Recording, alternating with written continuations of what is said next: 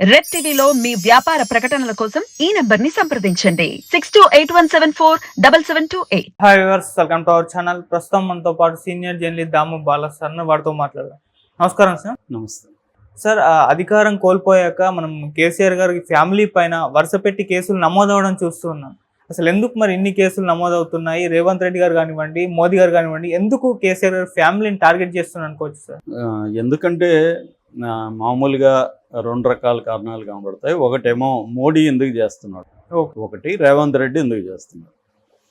మోడీ ఎందుకు చేస్తున్నాడంటే మోడీకి ఒక మోడస్ ఆపరండే, అంటే ఆయన పద్ధతి ఏంటంటే ప్రతిపక్షాలు లేని దేశం కావాలని మోడీ కోరుకుంటున్నాడు. ప్రతిపక్షాలు అనేవి ఉండకూడదు. అంటే ఇప్పుడు రష్యా ఉంది, ఫర్ ఎగ్జాంపుల్. రష్యాలో ప్రతిపక్షాలు లేదు. ప్రతిపక్ష నాయకుడిని జైలుకి పంపించి జైల్లోనే చంపించేసి తనకు పోటీగా ఇద్దరు ముగ్గురు డమ్మీల్ని నిలబెట్టి తను మొన్న ఎలక్షన్లో గెలిచాడు. పుతిన్ పుతిన్ లాంటి వాళ్ళే మోడీకి ఆదర్శం. ఇక్కడ కూడా ఇండియాలో కూడా ప్రతిపక్షం అనేది ఉండకూడదు, అన్నీ తనతోనే ఉండాలి, తను చెప్పినట్టే ఉండాలి. అట్లాగే విత్ ఇన్ ద బీజేపీలో కూడా తనకి ఎవరు కూడా వ్యతిరేకంగా మాట్లాడకూడదు. మొన్న ఒక సీనియర్ ఐఏఎస్ ఆఫీసర్, మోడీతో పనిచేసిన ఐఏఎస్ ఆఫీసర్ ఇంటర్వ్యూ చూశాను నేను, అనిల్ స్వరూప్ అని ఆయన పేరు. ఆయన ఏం చెప్తున్నాడంటే ఫస్ట్ వచ్చిన 2.5 సంవత్సరం వరకు మోడీ అధికారులతో కలిసినప్పుడు ఎక్కువగా వినేవాడు. అధికారులు ఏదన్నా ఫ్యాక్చువల్ మిస్టేక్స్ మోడీ ఏదన్నా చెప్పినప్పుడు, సార్ ఇది ఫ్యాక్చువల్ మిస్టేక్ అండి, అది కాదు ఇది అని కరెక్ట్ ఇన్ఫర్మేషన్ ఇచ్చేవాళ్ళు. ఆయన రిసీవ్ చేసుకునేవాడు. అట్లాగే వ్యూ పాయింట్ ఉంటుంది. మోడీ ఒక అభిప్రాయం చెప్పినప్పుడు, సార్ ఇలా చేస్తే ఈ ప్రాబ్లం వస్తుంది సార్, నా అభిప్రాయం అయితే ఇలా చేయొచ్చు అని వ్యూ పాయింట్స్ కూడా వాళ్ళు చెప్పేవాడు. అంటే ఫ్యాక్చువల్ మిస్టేక్స్, వ్యూ పాయింట్స్, ఈ రెండు చెప్తే ఆయన వినేవాడు, రిసీవ్ చేసుకునేవాడు, దానికి అనుగుణంగా స్టెప్స్ వేసేవాడు. ఒక్కోసారి తెలిసి కూడా ఫ్యాక్చువల్ మిస్టేక్ అని తెలిసి కూడా పొలిటికల్ గెయిన్స్ కోసం ఎవరైనా కూడా దాన్నే క్యారీ చేసే సందర్భాలు కూడా ఉంటాయి. అది అర్థం చేసుకోవచ్చు. కానీ అసలు ఫ్యాక్చువల్ మిస్టేక్ అని ఎవరు చెప్పకపోతే ఫ్యాక్చువల్ మిస్టేక్సే కంటిన్యూ అవుతుంటాయి. అందుకని సీనియర్ ఐఏఎస్ ఆఫీసర్లు, సెక్రటరీలు వీళ్ళంతా ఎందుకుంటారంటే రాజకీయ నాయకులకు అన్ని విషయాలు తెలియదు కాబట్టి, ఆయా రంగంలో వాళ్ళు ఎప్పటి నుంచో పనిచేస్తుంటారు కాబట్టి వాళ్ళు సార్ ఇది ఫ్యాక్చువల్గా ఇది అనేది వీళ్ళకి చెప్తారు. అట్లాగే వ్యూ పాయింట్స్ కూడా చెప్పడం ఇంపార్టెంట్. ఫస్ట్ 2.5 సంవత్సరం మోడీ రిసీవ్ చేసుకున్నాడు. తర్వాత ఏమైందో తెలియదు, కానీ ఎవరు కూడా ఫ్యాక్చువల్ మిస్టేక్ చెప్పకూడదు, తర్వాత వ్యూ పాయింట్ చెప్పకూడదు. మోడీ ఏం చెప్తే అదే వినాలి. బయట ప్రైవేట్ మీటింగుల్లో చెప్తారు, కానీ మోడీ ముందు ఎవరు కూడా చెప్పే పరిస్థితి లేదు. అలాగా మారిపోయింది పరిస్థితి అనేది ఆయన చెప్తున్నాడు. అది డెమోక్రసీకి చాలా కష్టమవుతుంది, దేశం గ్రోత్కి అది మంచిది కాదు అనేది ఆయన బాధపడుతున్నాడు. ఆయన బుక్స్ కూడా 2-3 పుస్తకాలు రాశాడు తన అనుభవాలు. సో అంటే ఇది మెల్లగా ఏమవుతుందంటే ఒక రకమైన ప్రతిపక్షాలు లేని భారతదేశం, అంటే ఆయన ఓపెన్గానే చెప్తున్నాడు కదా, కాంగ్రెస్ ముక్త భారత్.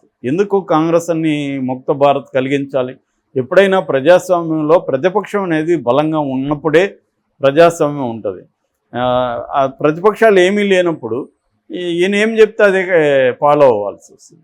ఫైనల్గా ఒక ప్రెసిడెన్షియల్ ఫామ్ ఆఫ్ గవర్నమెంట్ని ఆయన ప్లాన్ చేసుకుంటున్నాడు. విత్ ఇన్ బీజేపీలో కూడా ఆయనకి యాంటీగా మాట్లాడేవాళ్ళు. కాంగ్రెస్లో మనకు అది కాదు. కాంగ్రెస్లో ఈవెన్ ఇందిరాగాంధీ పీరియడ్లో కూడా ఒక సిండికేట్ ఉండేది ఆమెకి యాంటీగా. సో అలాంటి ఒక ప్రతి ప్రధానమంత్రికి ఒక యాంటీ బ్యాచ్ ఉంటుంది ఎప్పుడు కాంగ్రెస్లో. దానివల్ల ఎంతో కొంత ఇంటర్నల్ డెమోక్రసీ ఉంటుంది. ఇక్కడ ఇంటర్నల్ డెమోక్రసీ పార్టీలో బీజేపీలో లేదు, బయట ఉండకూడదు అనేది ఆయనది. అందుకని ప్రతి రాష్ట్రంలో కూడా తను ఏం ఫోకస్ చేస్తున్నాడంటే ఉంటే తనతో ఉండాలి లేదా జైల్లో ఉండాలి, కానీ బయట తనకి యాంటీగా ఎవరూ ఉండకూడదు అనేది ఆయనేది. ఇప్పుడు దేశవ్యాప్తంగా ఎదురులేని పరిస్థితి వచ్చింది. ఒక్క కాంగ్రెస్ మాత్రమే ఆయనకి వ్యతిరేకంగా ఉంది. తర్వాత మమతా బెనర్జీ కూడా సైలెంట్ అయిపోయింది.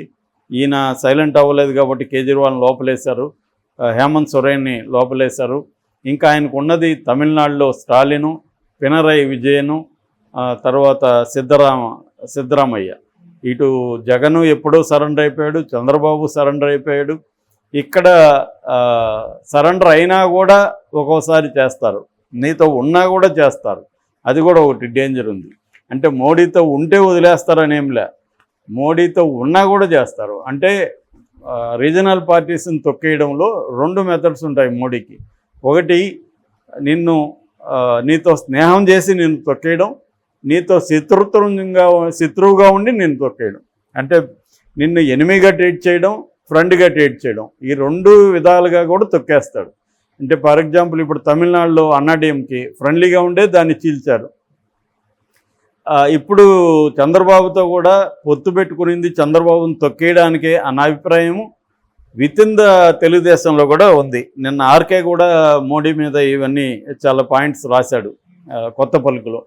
సో ఇలాగా మోడీ ఏం చేస్తున్నాడంటే కేసీఆర్ నిజానికి రాజీకి వచ్చాడు, కేసీఆర్ ఎన్డీఏలో చేరడానికి కూడా సిద్ధమయ్యాడని కూడా వార్తలు వచ్చాయి. అయినా మోడీ లేదు కేసీఆర్ని తొక్కేయాలని నిర్ణయించుకున్నాడు. ఎందుకంటే కేసీఆర్ లేదా బీఆర్ఎస్ బలహీనపడింది కాబట్టి ఆ ప్లేస్లోకి తాము రావాలనేది మోడీ ప్లాన్గా కనబడుతుంది.